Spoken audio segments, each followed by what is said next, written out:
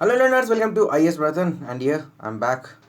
And अब की बार जो है वो आपके लिए आया बहुत ही इंपॉर्टेंट टॉपिक, फंडामेंटल ड्यूटीज़। बहुत ही ज़्यादा इंपॉर्टेंट पार्ट है इंडियन गवर्नेंस का, फंडामेंटल ड्यूटीज़। लेकिन जैसा कि मैंने आपको बताया था पहले भी कि फंडामेंटल ड्यूटीज़ की बहुत वैल्यू है हमारे लाइफ में, और एक इंडियन सिटीज़न होने के लिए होने के नाते हमारी ड्यूटीज़ हैं कुछ जो कॉन्स्टिट्यूशनली हमको दी गई है, हमको उसको फॉलो करना चाहिए।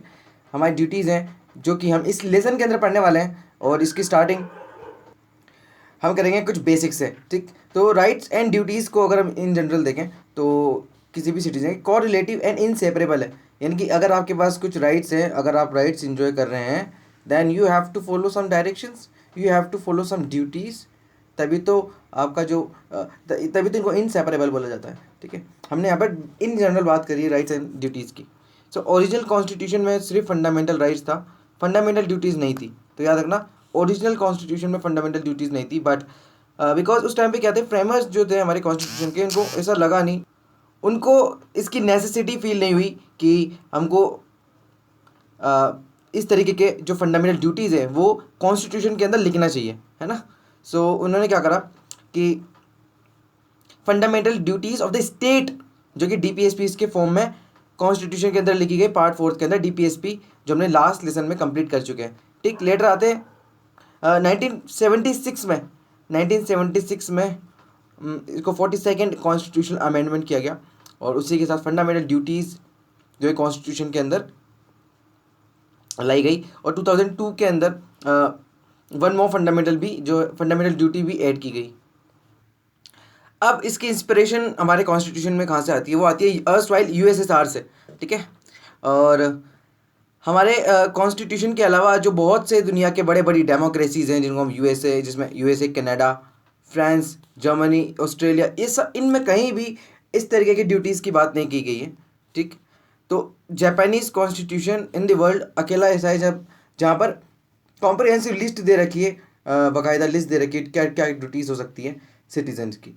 सोशलिस्ट नेशन, सोशलिस्ट कंट्रीज़ में जितनी इंपॉर्टेंस फंडामेंटल राइट्स की होती है, उतनी ही ड्यूटीज़ की भी होती है। जैसे कि मैंने आपको बताया था कि यूएसएसआर से हमने यहाँ पे इंस्पिरेशन लिए, बट हमने लास्ट सेशन में डिस्कस किया था कि किस तरीके से फंडामेंटल ड्यूटीज़ और राइट्स को इक्वल इंपॉर्टेंस दी जाती है सोशलिस्ट नेशंस में, है ना।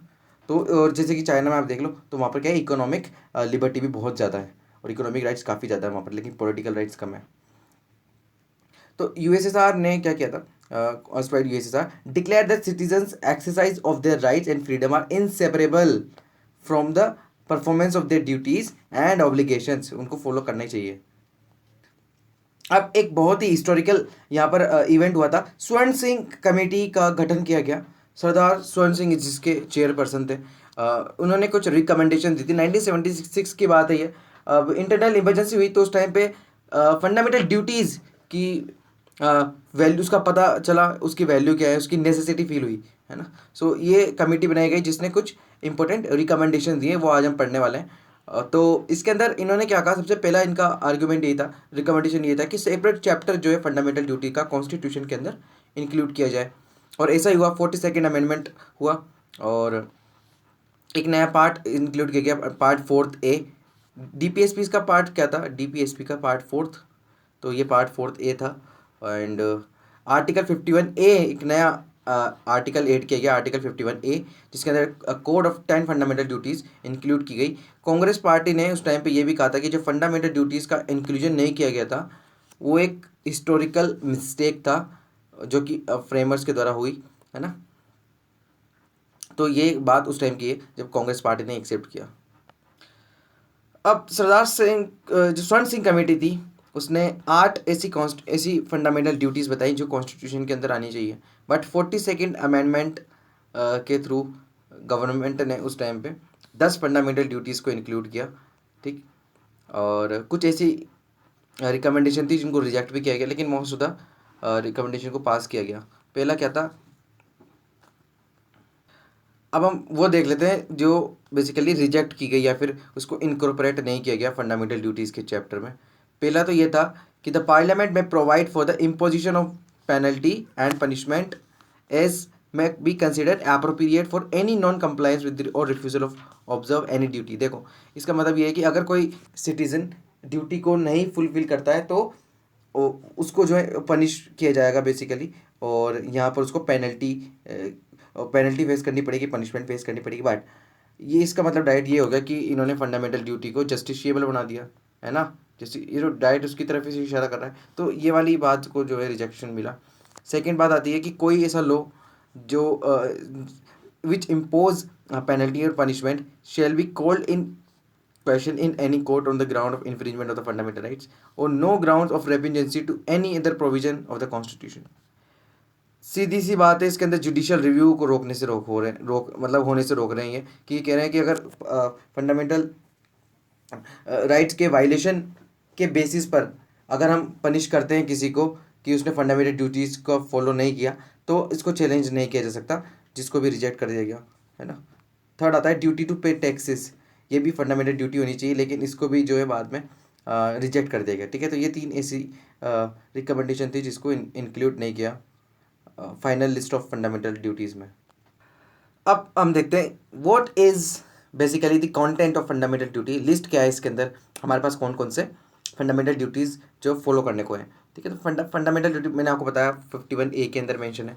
तो पहली हमारी क्या है, to abide by constitution and respect its ideal and institution the national flag and national anthem. Guys एक रिकमेंडेशन दे रहा हूँ मैं, चाहे वो कोई भी फंडामेंटल राइट्स हो DPSPs हो, उसको वर्ड टू वर्ड याद करने की जरूरत नहीं है, बट आपको फंडामेंटल ड्यूटी जो है वो वर्ड टू वर्ड जैसा कि इसके अंदर फ्रेम है टेक्स्ट टू टेक्स्ट याद करने की जरूरत है, तभी इसका अच्छे से मीनिंग समझ पाओगे और फॉलो कर पाओगे, और आंसर भी ज़बरदस्त आंसर लिख सकते हो आप अगर आपने इसके एक एक वर्ड को समझ लिया और याद कर लिया। तो याद करना है आपको इसको, ठीक है, तो बार बार देखना है इसको, याद हो जाएगा डेफिनेटली। ठीक, पहला आता है इसके अंदर कि जो नेशनल एंथम है, नेशनल फ्लैग है, कॉन्स्टिट्यूशन है और उसके आइडियल इंस्टीट्यूशन है, तो इनको इनके रिस्पेक्ट करना है। ठीक है, तो पहला मैंने समझा दिया। सेकंड है to cherish and follow the noble ideals that inspire the national struggle for freedom. अब ऐसी कौन सी बातें हैं वो जो नोबल आइडियल्स हैं जिसने हमारे फ्रीडम स्ट्रगल को इंस्पायर किया था, है ना, जैसे कि हम कह सकते हैं कि सोशलिज्म की भावना है। ठीक, उसके अलावा फ्रेटर्निटी, भाईचारे की भावना, तो ये सब बातें हैं आपको, और भी बहुत सारे ऐसे। आप मुझे बताओ कि आपको ऐसे कौन कौन से ऐसे नोबल आइडियल्स हैं जिसने हमारे नेशनल स्ट्रगल को इंस्पायर किया। नेशनलिज्म है, और भी ऐसी काफ़ी बहुत सी ऐसे आइडियल्स है बेसिकली जिसने इंस्पायर किया था, तो उन सबकी रिस्पेक्ट करना, उनको फॉलो करना, ये हमारी फंडामेंटल ड्यूटी है। तो ज़बरदस्त है फंडामेंटल ड्यूटी हमारे, है ना। थर्ड है to uphold and protect this sovereignty unity and integrity of India, definitely करना ही पड़ेगा। फिर आती है to defend the country and render national service when called upon to do so. देखो मान लीजिए कहीं विश्व युद्ध छिड़ गया, वर्ल्ड वॉर छिड़ गया और इंडिया उसका पार्ट है, अनफॉर्चुनेटली ऐसा कभी होना, तो अगर स्टेट आपको बुलाता है कि हर घर में से, हर फैमिली में से एक जना जो है वो आर्मी में जाने को मतलब जाएगा और सर्विस देगा नेशन को, ठीक, तो उस टाइम पे आप मना नहीं कर सकते, ये आपकी फंडामेंटल ड्यूटी है और आपको जाना भी चाहिए, आगे बढ़ चलकर इस पर भाग लेना चाहिए। ठीक है, तो हमने अभी तक 4 देखे। नेक्स्ट आता है to promote harmony and spirit of common brotherhood amongst all the people of India, transcending religion, linguistic and regional or sectional diversities and to renounce practice derogatory to the dignity of women। देखो इसके अंदर 2 बातें कही हैं। सबसे पहले इसके अंदर आइडियाज़ काफ़ी सारे, बातें 2 हैं। देखो सबसे पहले आपको हारमोनी मेंटेन रखनी है, ब्रदरहुड की फीलिंग इसके अंदर स्प्रेड करनी है, जो कि वो चाहे कोई भी रिलीजन के लोग हों, लिंग्विस्टिक हों, कोई भी एरिया हो, रीजनल कोई भी सेक्शन हो, ठीक है, उन सबकी रिस्पेक्ट करनी है और आपको ब्रदरहुड की भावना को भी अपनाना है। सेकेंड बात आती है कि हर वो प्रैक्टिस जो वुमेन की डिग्निटी के खिलाफ है, वुमेन की डिग्निटी को ख़राब करता है, उसको रिनाउंस करना है, उसको छोड़ना है। ठीक, नेक्स्ट है to value and preserve the rich heritage of the country's composite culture. Country का जो कंपोजिट कल्चर है, भाषा है, लैंग्वेज के अलावा स्क्रिप्ट है, उसके अलावा मोन्यूमेंट्स हैं आपके, मोस्ट इंपॉर्टेंट जो होती है वो होती है the inspiration behind the having a composite culture. और हमारा तो इतना बड़ा देश है जिसके अंदर कितनी सारी डाइवर्सिटीज़ हैं, तो हमको इसकी वैल्यू करना, प्रिजर्व करना, इट्स आवर फंडामेंटल ड्यूटी, है ना। Next to protect and improve the natural environment, जिसमें forest, lakes, rivers, wild life and have to have compassion for the creature. Compassion का मतलब क्या होता है, मैंने एथिक्स के कोर्स में इसको बेसिकली रिकॉर्ड किया है, वो मैं अपलोड करूँगा बहुत जल्द, है ना। तो आपको जो है अप्रिशिएट करना है उसको भी काफ़ी ज़्यादा। एथिक्स जो है वो कहीं से भी पढ़ने की ज़रूरत नहीं पड़ेगी, इतना अच्छा कंटेंट है। तो कंपेशन मतलब क्या होता है, देखो जब आप बेसिकली ये पूरी चेन होती है, सबसे पहले आपको होती है सिंपैथी, सिंपैथी देन आपके आता है एक अपर लेवल, वो होता है एम्पैथी, फिर आता है आपका कंपेशन। ठीक है, सिंपैथी वो होती है जब आप किसी के प्रति सहानुभूति तो रखते हैं लेकिन कुछ एक्शन नहीं करते हैं, और ठीक है उसको आप समझते हैं। ठीक है, एम्पैथी में आप उसको फील करते हैं और उसके प्रति आप कनेक्ट कर पाते हैं, और बहुत ज़्यादा इसमें अंडरस्टैंडिंग की भावना आती है, इसमें आप उसको फील करने की भावना आती है। थर्ड आता है कंपेशन, जब आप इसको फील करते हैं, अंडरस्टैंड करते हैं, फील करते हैं, अंडरस्टैंड करते हैं एंड एक्ट करते हैं। ठीक है, उसकी प्रॉब्लम को सुने, उससे कनेक्ट करें और फिर उसको एक्ट करें सुधारने के लिए, तो ये भावना कंपेशन की भावना होती है। ठीक है, तो हर लिविंग क्रीचर के थ्रू टुवर्ड्स हमारी ये भावना होनी चाहिए। उसके अलावा इन्वायरमेंट की protection, it's our fundamental duty. उसके बाद आती है to develop scientific temper, humanism and spirit of inquiry and reform. ये भी बहुत बेहतरीन एक फंडामेंटल ड्यूटी, साइंटिफिक टेम्पर हमको जनरेट करना पड़ेगा। इससे क्या होगा कि जो ये ऑर्थोडॉक्स, कंजर्वेटिव और नॉन रेशनल आइडियाज़ है उससे हम बचे रहेंगे। ठीक है, जिससे हमारी सोसाइटी जो है वो एक साइंटिफिक पारदर्शी की तरह के रूप में देख सकेगी, और उसके अलावा ह्यूमनिज्म की भावना स्प्रेड करनी है ना। Next, to safeguard public property and abjure violence, public property को हानि नहीं करनी बल्कि उसकी प्रोटेक्शन करनी है। नेक्स्ट, वायलेंस नहीं करना। ठीक, J point is to strive towards excellence in all spheres of individual and collective activity, so the nation constantly rises to the higher level of endeavor and achievement। देखो हमको उस level का excellence अपने लोगों के अंदर हर स्पेयर में develop करना है, और ऐसी कलेक्टिव एक्टिविटी करनी है जिससे हमारा नेशन काफ़ी आगे बढ़े, चाहे वो स्पोर्ट्स हो, इसमें हमारी काफ़ी ज़्यादा है। उसके अलावा आपके क्यों ना स्किल्स हो, और उसके अलावा पॉलिटिक्स क्यों ना हो, हर लेवल में हमको हमारी स्किल सेट को जो है वो हायर लेवल ऑफ एक्सेलेंस पे पहुंचाना है। नेक्स्ट आता है आपका the provide to provide opportunity for education to his child और ward between the age of 6 and 14। ये आपके ऐड किया गया था 86 कॉन्स्टिट्यूशनल अमेंडमेंट एक्ट 2002 में। अब आपको मैंने बताया था फंडामेंटल राइट है बेसिकली अंदर आर्टिकल 21A के अंदर, कि आपको जो है 0 to 6 स्टेट प्रोवाइड कराएगा, 6 to 14 आपके फंडामेंटल ड्यूटीज़ में आ गया। ठीक है, DPSPs में भी इसके अंदर पार्ट है जो कि मैं समझा चुका हूँ आपको। ठीक है, तो एलिमेंट्री एजुकेशन से लेकर के 14 साल तक आप जो है फ्री एजुकेशन का आपको राइट है। अब हम देखते हैं क्या फीचर्स है बेसिकली फंडामेंटल ड्यूटीज़ के, है ना। तो कुछ इंपॉर्टेंट फीचर्स जो हमको यहाँ पर डिस्कस करने हैं तो वो करते हैं। पहला आता है आपका कि इसमें जो फंडामेंटल ड्यूटीज़ है उनमें से कुछ मॉरल है और कुछ सिविक है। अब किस तरीके से है, आपको एग्जांपल देता हूँ। जैसे कि फ्रीडम स्ट्रगल की जो आइडियल्स है, नोबल आइडियल्स है, उनको चेरिश करना, वो हमारा मॉरल परसेप्ट के अंदर आता है। आप उसको इंटरनली अपने मॉरल्स में इंक्लूड करके उसकी रिस्पेक्ट को शो कर सकते हो, है ना। सेकेंड, सिविक ड्यूटीज़ में जैसे आपको अपना कॉन्स्टिट्यूशन की, नेशनल फ्लैग की, नेशनल एंथम की रिस्पेक्ट करना, लोगों को बताना कि आपको भी रिस्पेक्ट करना चाहिए, इट इज़ आपकी सिविक ड्यूटी, याद रखना, और आपको करना भी इसका फॉलो। ठीक है, नेक्स्ट आता है आपका कि जो वैल्यूज़ है ना बेसिकली, जो जो हमारे फंडामेंटल ड्यूटीज़ की जान है, वैल्यूज़, वो इंडियन ट्रेडिशन का पार्ट है, सदियों से इंडियन ट्रेडिशन का, इंडियन माइथोलॉजी, रिलीजन और प्रैक्टिस का। अगर हम इन अदर वर्ड्स कहें, बहुत ही ब्यूटीफुल इसमें लिखा है कि it basically contain just codification of task integral to the Indian way of life. ये इंडियन वे ऑफ लाइफ को एक मोतियों की माला में पिरो करके हमको परोसा गया है, जो कि एक बहुत बेहतरीन प्रिंसिपल है ना। यस, नेक्स्ट आता है आपका फंडामेंटल राइट की तरह, जो कि मैंने अभी तक आपको समझ में आया होगा कि मैं कब से बोल रहा हूँ कि हमारे सिटीजन्स को फॉलो करना है, सिटीजन को फॉलो करना है। स्टार्टिंग से मैंने वर्ड सिटीजन इस्तेमाल किया, है ना। वो इसलिए क्योंकि फंडामेंटल राइट्स की तरह, जो कि फंडामेंटल राइट्स में क्या था कि कुछ सिटीजन को भी प्रोवाइड है, कुछ नॉन सिटीजन को प्रोवाइड। फंडामेंटल ड्यूटीज़ जो है वो सिर्फ सिटीजन्स के लिए है। कोई फॉरेनर्स आकर के फंडामेंटल ड्यूटी हमारे देश की फॉलो करे, then it is not right, है ना। तो वो नहीं करेगा बेसिकली। नेक्स्ट आता है आपका ये नॉन जस्टिशिएबल है, जैसे आपके DPSPs है, यानी कि कॉन्स्टिट्यूशन इसको इन्फोर्स कराने की इजाज़त नहीं देता किसी भी कोर्ट से। तो पार्लियामेंट फ्री है to enforce them by suitable legislation, ठीक है। पार्लियामेंट तो करा ही सकता है इसको इम्प्लीमेंट, कुछ भी लॉ बना देगा, जैसे national code, national flag code बना दिया, है ना। मुझे बताओ कौन से साल में आया था ये, तो बहुत ही सिंपल है। अब यहाँ पर मोस्ट इंपॉर्टेंट एक टॉपिक आता है criticism on the fundamental duties का, जो अपने आंसर में इंक्लूड करना है, ठीक। पहला आता है कि ये जो लिस्ट ऑफ ड्यूटीज़ हैं वो एग्जॉस्टिव नहीं है। इसमें कहा गया कि इसके अंदर बहुत सी इंपॉर्टेंट ड्यूटीज़ हैं जो कि इंक्लूड नहीं की, जैसे कि वोट देने की, टैक्स पे करने की, फैमिली प्लानिंग की, ये सब ड्यूटी। और ये सब जो ड्यूटी थी जैसे कि टैक्सेस पे करने की, वो स्वर्ण सिंह कमेटी की रिपोर्ट में था, बट उसको उस रिकमेंडेशन को रिजेक्ट कर देगा, है ना। नेक्स्ट, ये जितने भी ड्यूटीज़ है वो वेग है, एम्बिगियस है एंड डिफिकल्ट टू अंडरस्टूड है। जैसे कि आप मान ली कॉमन मैन के लिए बनाई गई और उसी को समझ में ना आए तो क्या ही मतलब है फिर इसका। जैसे कि नोबल आइडियल्स, है ना, कंपोजिट कल्चर, साइंटिफिक टेम्पर, की these are very vague terms. Next, अब क्रिटिक्स ने इसको कोड ऑफ मॉरल परसेप्ट्स का है। अब वो ऐसा क्यों कहा, क्योंकि ये बहुत नॉन जस्टिसेबल है, बिल्कुल नॉन जस्टिसेबल है, कहीं जा करके आप इसको इम्प्लीमेंट नहीं करा सकते। स्वर्ण सिंह कमेटी ने सजेस्ट किया था कि पेनल्टी दी जाए, पनिशमेंट दी जाए अगर कोई फंडामेंटल ड्यूटी को फॉलो नहीं करता, बट इसको भी रिजेक्ट कर देगा।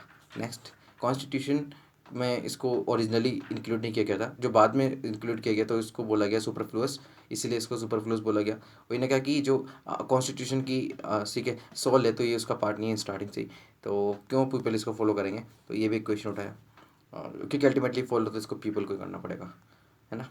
नेक्स्ट आता है कि इसको कहते हैं कि इसका इंक्लूजन जो है वो appendage to the part fourth of the constitution, जो कि आपके DPSPs हैं, कि उसकी वैल्यू और उसके सिग्निफिकेंस को कम करता है ये। इसका इनका क्रिटिक्स का कहना है कि ये जो है पार्ट थर्ड के बाद इसको आना चाहिए था, फंडामेंटल राइट्स के बाद फंडामेंटल ड्यूटीज़ आनी चाहिए थी, देन आपके DPSPs आने चाहिए थे, ठीक है। तो ये इलॉजिकली अरेंज्ड है, ऐसा क्रिटिक्स का मानना है। अब ऐसा तो हो नहीं सकता कि हमने क्रिटिसिज्म पढ़ लिया, पोजीशन पढ़ लिया, उसके अलावा फीचर्स पढ़ लिए तो इसका सिग्निफिकेंस नहीं पढ़े, ऐसा तो हो नहीं सकता। तो इसका सिग्निफिकेंस पढ़ते हैं हम कि फंडामेंटल ड्यूटीज़ बेसिकली क्यों ज़रूरी है। तो पहला, ये हमको एक रिमाइंडर के तौर पे काम कराता है कि जिस तरीके से आप अपने राइट्स के मज़े आ रहे हैं, आपको राइट इन्जॉय कर रहे हैं अपन अपने, उसी तरीके से आपकी कुछ ड्यूटीज़ हैं उसके बारे में याद दिलाता है, हमारी फंडामेंटल ड्यूटीज़। और आपकी सोसाइटी में, कंट्री में, और आपके फेलो सिटीजन्स को, और इसको फॉलो करना बहुत इंपॉर्टेंट है। जिस तरीके से आप अपने राइट इन्जॉय करते हैं उसी तरीके से आपको ड्यूटीज़ भी फॉलो करनी पड़ेगी, है ना। Next, this serve as a warning against anti national, anti social activities, जैसे कि नेशनल फ्लैग को बर्न कर दिया और पब्लिक प्रॉपर्टी को डिस्ट्रॉय कर दिया, तो उसके खिलाफ एक वार्निंग है ये कि आप जो है ये अनकॉन्स्टिट्यूशनल काम करने जा रहे हैं, तो आपको ये नहीं करना चाहिए बेसिकली, है ना, ठीक। नेक्स्ट है आपके, they serve as a source of inspiration for the citizen and promote a sense of discipline. तो हर बेसिकली सोर्स ऑफ इंस्पिरेशन का काम करेगा, ताकि एक कमिटमेंट की भावना है लोगों के अंदर, डिसिप्लिन की भावना है ना। और ये सिर्फ हमारे सिटीजन को स्पेक्टेटर्स ही नहीं बनाता, बल्कि नेशनल गोल्स अचीव करने में उनको पार्टनर बनाता है, ठीक है। उनका एक्टिव पार्टिसिपेशन हमारी फंडामेंटल ड्यूटी इसीलिए है ताकि हम जो सिटीज़न है वो उससे कतर ना रहें नेशनल गोल, नेशनल एम को अचीव करने में, बल्कि उसमें पार्टिसिपेट करें। तो हम मेयर स्पेक्टेटर नहीं है, अगर आप फंडामेंटल ड्यूटी फॉलो करते हैं then you are part of our national goals, ठीक है। नेक्स्ट आता है आपका कि ये हेल्प करता है बेसिकली कोर्ट्स की, जुडिशरी की एग्जामिन करने में, और जो constitutional validity of the laws है ना। तो उसमें जैसे कि सुप्रीम कोर्ट ने 1992 में ये कहा था कि कॉन्स्टिट्यूशनलिटी अगर हम किसी लॉ की देखेंगे तो उसके अंदर फंडामेंटल ड्यू भी एक आस्पेक्ट है, फंडामेंटल ड्यूटीज़ भी एक आस्पेक्ट है, जो कि हम उसका भी एग्जामिन करके फिर बताएंगे कि एक लॉ क्या कॉन्स्टिट्यूशनली वैलिड है क्या। तो उसकी रीजनेबिलिटी देखेंगे कि ये रीजनेबल है क्या in relation to article 14 and article 19, अगर नहीं है then it is violation of the constitution. अब यहाँ पे कहा गया ये नॉन जस्टिसेबल है, बट ये इन्फोर्सिबल ज़रूर है। अगर पार्लियामेंट ने कोई लॉ बना दिया then it is enforceable. Parliament चाहे तो इसके लिए अप्रोप्रिएट पेनल्टी बना दें, पनिशमेंट दे दें, ठीक है। अगर कोई पर्सन इसको, जैसे कि वही हमने नेशनल फ्लैग की बात करी, है ना, इस तरीके से। अब एच आर गोखले जो उस टाइम के लॉ मिनिस्टर थे, उन्होंने कुछ रीज़न दिए हैं कि क्यों हम फंडामेंटल ड्यूटीज़ को लेकर के आ रहे हैं after the 26 years of the incorporation of constitution. तो इन्होंने कहा कि जो इमरजेंसी के टाइम पे जो हरकतें हुई, और जो बेसिकली कुछ ऐसा सेक्शन ऑफ पीपल था जिसके अंदर एग्जाइटी थी काफ़ी ज़्यादा, और फंडामेंटल ऑब्लिगेशन की रेस्पेक्ट नहीं कर रहे थे, लीगल ऑर्डर को डिसेबल करने की कोशिश कर रहे थे, है ना। तो ये चैप्टर उन लोगों को बेसिकली ये बताएगा, उन रेस्टलेस स्पिरिट्स को, कि और उन एंटी नेशनल सबसर्विव और अनकॉन्स्टिट्यूशन एजिटेशन जो पास्ट में किए गए, तो आपको ड्यूटीज़, इन ड्यूटीज़ के थ्रू एक ऑब्लिगेशन लगाएगा उन लोगों पे, ताकि वो ये हमारे जो लीगल ऑर्डर है उसकी रिस्पेक्ट करें, ठीक। अब the then former prime minister Indira Gandhi ji, उनका उनका क्या कहना है कि फंडामेंटल ड्यूटीज़ क्यों ला रहे हैं, क्योंकि इतनी छोटी बात नहीं थी, पूरा पार्ट और एक बहुत इंपॉर्टेंट आर्टिकल ऐड किया जा रहा है और इससे डायरेक्टली इम्पैक्ट है आपकी जनता। तो इंदिरा गांधी ने एड्रेस किया, उन्होंने कहा कि ये हमारी डेमोक्रेसी को स्ट्रेंथन करने में मदद करेगा। उनकी स्टेटमेंट है ये कि the moral value of fundamental duties would be not to smooth the rights, ठीक, but to establish a democratic balance by keeping people conscious of their duty equally as they are conscious of their right. कि लोगों को अगर उनके rights पता है तो उनको उनकी ड्यूटीज़ भी इक्वली पता होना चाहिए, है ना। तो एक डेमोक्रेटिक बैलेंस बना रहेगा सोसाइटी में और नेशन में। अब इतनी आसानी से तो इसको इम्प्लीमेंट होने देंगे नहीं, अपोजिशन ने पार्लियामेंट में काफ़ी अपोज किया इसको, और मोरारजी देसाई। लेकिन एक बात ज़रूर है कि जब नई जनता गवर्नमेंट बनी 1977 में आफ्टर द इमरजेंसी, ठीक, तो मोरारजी देसाई गवर्नमेंट थी वो, उन्होंने भी इसको फंडामेंटल ड्यूटीज़ को नहीं रद्द किया, ठीक है। तो इतनी बड़ी बात है ये। तो नई गवर्नमेंट ने कुछ इसके अंदर चेंजेस किए 43rd एंड 44th अमेंडमेंट के थ्रू, बट किसी ने भी इसकी बेसिकली इसको रद्द करने की बात नहीं कही। बट तो इससे एक कंक्लूजन ये निकलता है कि ये एक नेसेसिटी थी और डिज़ायरेबिलिटी भी थी कि फंडामेंटल ड्यूटीज़ जो है कॉन्स्टिट्यूशन में आने चाहिए, ठीक है। और ये कब बहुत ज़्यादा कंफर्म हो गया, जब 2002 में फंडामेंटल ड्यूटी ऐड की गई, one more fundamental duty add की गई 86 कॉन्स्टिट्यूशन अमेंडमेंट एक्ट में के थ्रू। और अब आता है सबसे लास्ट में, और ये आपका आज का लास्ट टॉपिक भी है, वर्मा कमेटी की ऑब्जर्वेशन क्या रही। बहुत ही इंपॉर्टेंट है, इसको जरूर आंसर में इंक्लूड करना जब भी आपकी फंडामेंटल ड्यूटीज़ की बात आती है। वर्मा कमेटी ने क्या किया, कुछ इन्होंने एनालिसिस किया फंडामेंटल ड्यूटीज़ ऑफ सिटीजन 1999 में बनाई कि इन्होंने आइडेंटिफाई किए से कुछ लॉज और लीगल प्रोविजन जो कि फंडामेंटल ड्यूटीज़ को इम्प्लीमेंट कराने में बेसिकली हेल्पफुल है। उनमें से पहला क्या था, पहला था आपका था prevention of insult of national honour act, yes, जो कि आपके कॉन्स्टिट्यूशन नेशनल फ्लैग और नेशनल एंथम की डिसरेस्पेक्ट करने से रोकता है, ठीक। नेक्स्ट आता है आपका द वेरियस जो क्रिमिनल लॉज हैं जो कि पनिशमेंट दी गई है जिनको जिनके खिलाफ, है ना। जैसे कि अगर किसी एनिमिटी फैलाते हैं कोई लोग on the basis of language, race, place, birth, religion, तो इट इज़ आपके ऑफेंस से पनिशेबल ऑफेंस। नेक्स्ट आता है आपका protection of civil right act 1955, जिसने अब इसको जो है ये पहले protection of civil right act, इसको पहले क्या बोला जाता था, ये रीनेम्ड किया गया है, तो मुझे बताएं आप, है ना। यस, अब कास्ट एंड रिलीजन से बेसिकली अगर कोई इससे रिलेटेड ऑफेंसेस होते हैं तो ये पनिशमेंट इसके अंदर दी जाती है, ठीक है। नेक्स्ट आता है आपका आईपीसी के बहुत सारे ऐसे लॉज हैं जो कि हमारे फंडामेंटल ड्यूटीज़ की इम्प्लीमेंट करने में हेल्प है, और उसके अंदर पनिशेबल ऑफेंसेस भी हैं जैसे कि आपको पता है। नेक्स्ट आता है आपका यूएपीए अनलॉफुल एक्टिविटीज़ 1967, इसको रिसेंटली 2019 में भी अमेंड किया गया, है ना।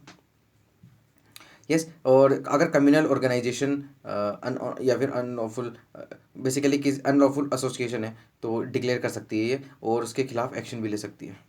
नेक्स्ट आता है आपका representation of the people act 1951, ये मेंबर ऑफ पार्लियामेंट की डिस्क्वालिफिकेशन, स्टेट लेजिस्लेचर की डिस्क्वालिफिकेशन कर सकते हैं अगर कोई करप्ट प्रैक्टिस की गई है या फिर वोट्स को पाने की कोशिश की गई on the ground of religion, और अगर एनिमिटी फैलाई इन्होंने वोट्स के लिए कास्ट को लेकर के, रेस, लैंग्वेज, रिलीजन को लेकर के, तो। Next wild life protection act of 1972, ये रेयर एंड इंडेंजर्ड स्पीशीज़ जो कि आपकी फंडामेंटल ड्यूटीज़ है कि रिस्पेक्ट करो और इनको प्रोटेक्ट करो, ठीक है, तो उसको प्रोहिबिट करता है, ठीक। आता है नेक्स्ट फॉरेस्ट कंजर्वेशन एक्ट 1980, ठीक। इनडिस्क्रिमिनेट डिफोरेस्टेशन जो हो रहा है और फॉरेस्ट को नॉन फॉरेस्ट में पर्पसेस के लिए यूज़ किए जा रहे हैं उनको ख़त्म करने के लिए ये वाला एक्ट था। तो इसी के साथ आपका ये वाला जो चैप्टर है वो ख़त्म होता है फंडामेंटल ड्यूटीज़ का, और यहाँ पर हमने A to Z fundamental duties की यहाँ पर उसको एनालिसिस कर लिया। तो ये लेसन था, नेक्स्ट लेसन में हम देखेंगे कॉन्स्टिट्यूशन को अमेंड कैसे किया जाता है, कॉन्स्टिट्यूशन में अगर अमेंडमेंट करना है तो वो किस तरीके से किया जाता है, नेक्स्ट लेसन में लेकर के आऊँगा। तो 9 चैप्टर्स आपके अभी तक कंप्लीट हो चुके हैं। ठीक है, 9 चैप्टर कंप्लीट हो चुके हैं। तो गाइस प्लीज़ अप्रिशिएट करें, उनको जितना हो सके उतना फैलाएं, बहुत जल्दी कंप्लीट कर देंगे हम ये सब भी। अभी तक हम काफ़ी जो है स्पीड, हमने काफ़ी डिटेल में, काफ़ी कॉम्प्रिहेंसिवली में समझाया आपको। अब जो है थोड़ी स्पीड बढ़ाएंगे। तो stay tuned and have a nice day. मिलते हैं अगले समय, जब तक के लिए keep studying, keep sharing our initiative. Thank you.